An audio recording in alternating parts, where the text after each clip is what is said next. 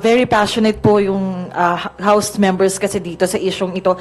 Sa isang survey ng Okta Research, na lumabas na 69% o 7 sa 10 Pilipino yung pabor sa pagpapatuloy at pagpapalawak ng AKAP program. Ano po nga masasabi nyo dito? At any message sa mga critic na ganito yung lumalabas sa survey pero may mga kumukontra rito?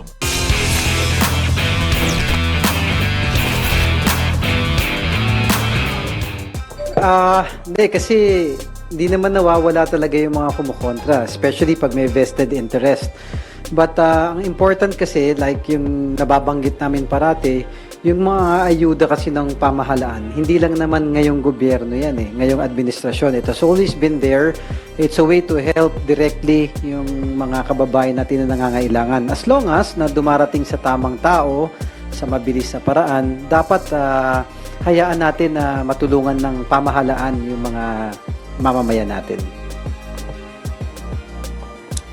Numbers don't lie.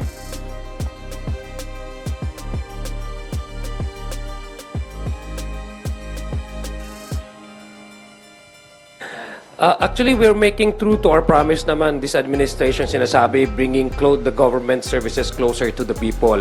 Yung number na yan, so mataas na yan, no, as a survey, 7 out of 10. Apart from yung gusto at suportahan ng ating taong bayan, it also speaks about yung effectivity ng programang ito.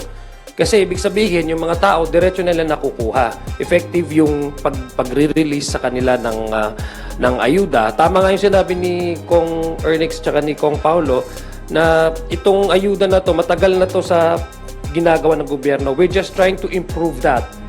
This time, we are not saying that the AKAP is perfect. There's going to be a room for adjustment. That's why we are trying to really improve the services to the people para po madama nila na ang gobyerno po ay working for them.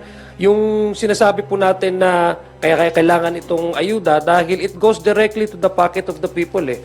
And then, it will strengthen the purchasing power of these individuals, itong mga taong to, as part of the consumer, no?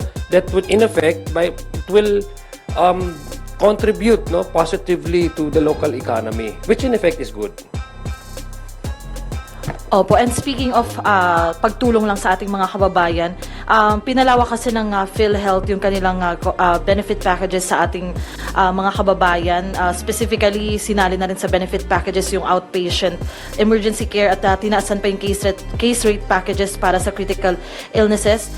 Ito rin yung sa PhilHealth po kasi matagal na rin nananawagan yung Kamara dito nga sa PhilHealth. Ano pong masasabi nyo rito sa expanded coverage po na ito? During our hearing, nandun naman po, you were all present during our hearing. Ito po yung mga part ng mga privilege speech, part po ng mga tanong during our hearing, yung nandun po ang PhilHealth na kasama natin. At wino-welcome po natin tong development na to kasi nakita po natin yung, sabi nyo nga, yung expansion na yan. Kailangan po talaga ng mga beneficiaries ng PhilHealth saka mga members po niyan. Sabi ko nga, kung ikukumpara mo dati, parang bulk talaga ng expenses na shoulder nung medical assistance program. Pero with that expansion, kumbaga, ito po talaga yung trabaho nila. We've been waiting for this. We've been telling the people na ito po ang kailangan ng taong bayan mula sa PhilHealth. And wino-welcome po natin at maganda po na development yan for PhilHealth.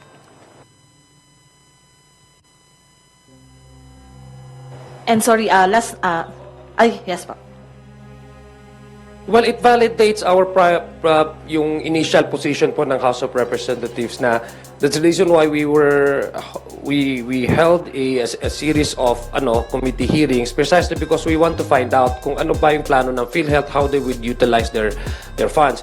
Natatandaan mo nung una, binatikos tayo dito dahil sinasabi tinatanggalan daw ng assistance, medical assistance, kung ano man yung binibigay ng PhilHealth sa ating mga kababayan. This only proves what we were saying all along na may pondo ang PhilHealth and they kailangan lang talaga nilang i-maximize kung ano yung pwedeng ma-reach at ma-improve yung kanilang programa. And right now, nakita natin under this new CEO, President ng PhilHealth, kaya naman pala mag-expand. At tama pala yung sinasabi ng Kongreso na kailangan nilang gastusin yung kanilang pera dahil sobrang laki and they just have to put that in the right perspective, in right programs. So it validates our position that PhilHealth has the money and they need to expand more. They need to navigate more on how they would provide healthcare services to the people, especially to the direct contributors.